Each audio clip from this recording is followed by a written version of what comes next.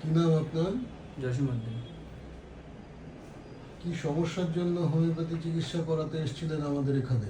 সাধারণত পেটের সমস্যা ছিল, হ্যাঁ হ্যাঁ, গ্যাস, হ্যাঁ তারপরে তার সাথে আছে বিভিন্ন ঢেকুর ওঠা, হ্যাঁ তারপরে হচ্ছে আপনার হচ্ছে বুকের বাঁ সাইডে মাঝে মধ্যে কিনকিন করে হচ্ছে দেওয়া, হ্যাঁ, তারপর হচ্ছে একটু যেটা বলা যায় যে বাই সারা যে প্রচণ্ড গন্ধ, হ্যাঁ। খেতে পারতাম না, হ্যাঁ।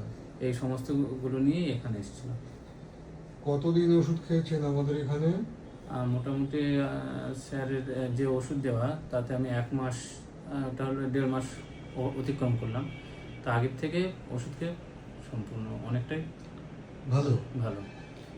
মাত্র 1 মাস ওষুধ খেয়েছেন, একবারই খেয়েছেন আমাদের এখানে, তাই তো? একবারই অনেকটা ভালো অনুভব করছেন, হ্যাঁ। তাই তো?